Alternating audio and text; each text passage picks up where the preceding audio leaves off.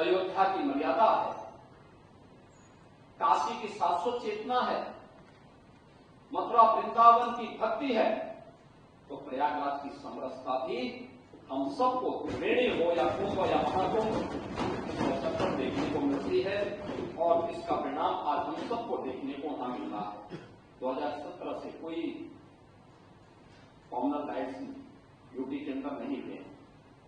अब हम कह सकते हैं कि यूपी में न कर्फ्यू है न दंगा है, यूपी में सब चंगा है। महिलाओं को सुरक्षा और व्यापारियों को भय मुक्त वातावरण दिया गया है।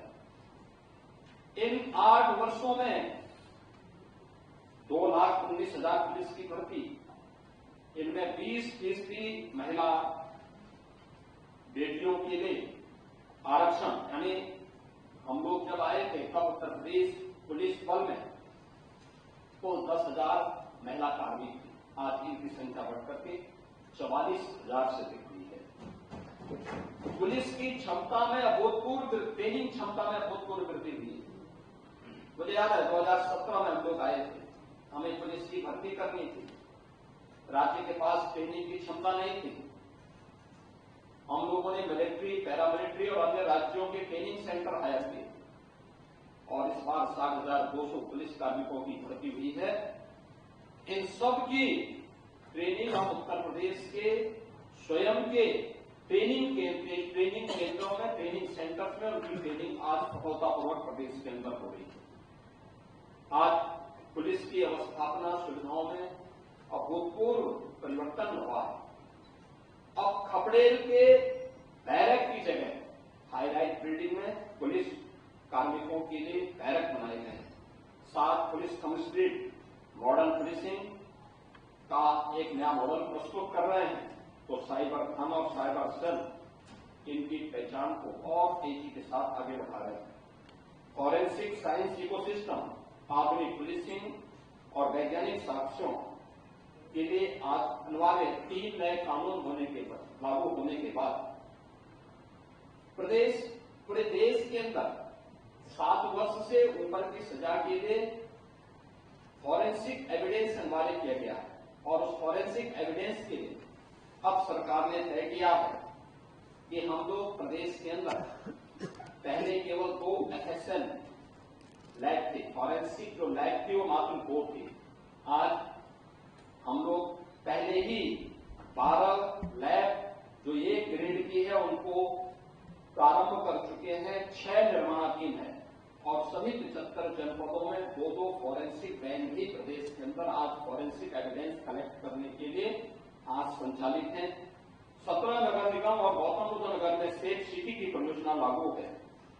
यूपी स्पेशल सिक्योरिटी फोर्स की 6 वाहिनियां प्रदेश के अंदर कार्यरत हैं और यूपी 112 जो इंटीग्रेटेड इमरजेंसी सेवा है, इनको भी हम लोगों ने प्रदेश के अंदर तेजी के साथ आगे दी है। इसके रिस्पांस टाइम को बेहतर किया है। पीएसी जो दंगाइयों की काव थी उसको पिछली सरकारों ने अपने स्वार्थ के कारण एक प्रकार से बंदी की कगार पर पहुंचा दिया था। हमने फिर से 34 पीएसी की कंपनियों को पुनर्जीवित किया है और 3 महिला बटालियन अब पहली बार यूपी पीएसी में गठित हुई है और ये भी 3 उन वीरांगनाओं के नाम पर जिन्होंने देश की स्वाधीनता आंदोलन को एक नई गति दी थी, उनके नाम पर गठित हुई है, जिनमें वीरांगना चलकारी बाई, वीरांगना अवंती बाई और वीरांगना होता देवी, इन तीनों के नाम पर 3 पीएसी की बटालियन यूपी के अंदर गठित हुई है और 3 नए पीएसी की बटालियन के गठन के लिए प्रदेश तेजी के साथ कार्य कर रहा है। महोदय, प्रदेश अपनी विरासत पर गौरव की अनुभूति करता है। पूरा देश आदरणीय प्रधानमंत्री जी की प्रेरणा से अपनी विरासत पर गौरव की अनुभूति करता है और हम लोगों का मानना है कि विरासत से युक्त विकास ही एक उज्जवल भविष्य की एक आधारशिला होती है। लेकिन अपने राजनीतिक स्वार्थों के लिए अगर कोई उन आक्रांताओं को महिमामंडन करता है जिन्होंने भारत की आत्मा पर प्रहार किया, जिन्होंने भारत की आस्था को रौंदने का कार्य किया है, मुझे लगता है कि आज का नया भारत, आज का नया उत्तर प्रदेश, ये नए भारत का नया उत्तर प्रदेश जिसको स्वीकार करने को तैयार नहीं है, कतई तैयार नहीं है। आप देखें किस प्रकार से, यानी आक्रांताओं को महिमामंडन करना, देशद्रोही तत्वों के समर्थन में बयानबाजी करना या राष्ट्रीय प्रतीकों को के प्रति अपमानजनक टिप्पणी करना, कि किसी राष्ट्रद्रोह से कम नहीं। वंदे मातरम का 150वां वर्ष चल रहा है। कुछ लोग हैं, उनमें राष्ट्रगीत जिसे भारत की संविधान सभा ने सर्वसम्मति से सम्मान देकर के राष्ट्रगीत के रूप में प्रस्तुत किया। हम आभारी हैं प्रधानमंत्री मोदी जी के, जिन्होंने राष्ट्रगीत को अनिवार्य रूप से देश के अंदर लागू करने के लिए, राष्ट्रगीत भारत के आन बान शान का प्रतीक है और भारतवासी को अपने पुरातन वैभव और गौरव की अनुभूति करनी चाहिए और इन सभी प्रतीकों के साथ साथ राष्ट्र नायकों का सम्मान हम सब भारतीयों का दायित्व बनता है। अगर हम आक्रांताओं का महिमामंडन कर रहे हैं और राष्ट्र के प्रतीकों का, भारत के तिरंगे का, भारत के राष्ट्रगान का, भारत के राष्ट्रगीत का, भारत के महापुरुषों का अपमान कर रहे हैं, एक प्रकार से हम संविधान की अवहेलना कर रहे हैं। मैं पूछना चाहता हूं समाजवादी पार्टी और कांग्रेस, एक तरफ संविधान के नाम पर जनता की आंखों में धूल झोंकने का कार्य कर रहे हैं और दूसरी तरफ वंदे मातरम जैसे राष्ट्रगीत का इनके द्वारा विरोध कर रहे हैं। इनके सदस्य धड़ल्ले से बोल रहे हैं कि हम वंदे मातरम के लिए खड़े नहीं होंगे, हम नहीं गाएंगे। क्या मतलब इसका? यानी हिंदुस्तान में रहोगे और भारत के राष्ट्रगान और राष्ट्रगीत को गाने में आपको दिक्कत होती है, ये चीजें नहीं चल सकती। ये भारत के संविधान निर्माताओं का अपमान है, ये बाबा साहब भीमराव अम्बेडकर का अपमान है, क्योंकि उसी संविधान सभा ने, याद रखना, 24 जनवरी 1950 को वंदे मातरम को भारत के राष्ट्रगीत के रूप में मान्यता दी और हर भारतीय का दायित्व बनता है हम भारत के प्रतीकों को पूरी तरह सम्मान दें। हम कोई भी ऐसा कार्य न करें। मुझे आश्चर्य होता है, समाजवादी पार्टी के लोग गाजी के मेले का समर्थन करते हैं। ये गाजी कौन? ये गाजी जो भारत की परंपरा और संस्कृति को रौंदने के लिए आया था। श्रावस्ती के तत्कालीन नरेश महाराज सुहेलदेव के नेतृत्व में हिंदू राजाओं ने उसको रौंद डाला। सम्मान महाराज सुहेलदेव को मिलना चाहिए था और ये मुझे आनंद की अनुभूति होती है कि हमारी डबल इंजन सरकार ने महाराज सुहेलदेव के नाम पर बहराइच की चित्तौड़ा नामक स्थान पर महाराज सुहेलदेव का भव्य स्मारक बना। हमारी सरकार को गौरव की अनुभूति होती है कि महाराज सुहेलदेव के नाम पर एकमात्र विश्वविद्यालय ये हमारी डबल इंजन की सरकार ने बनाया। आजादी के बाद लोक माता अहिल्याबाई होलकर को सम्मान डबल इंजन की सरकार ने दिया है।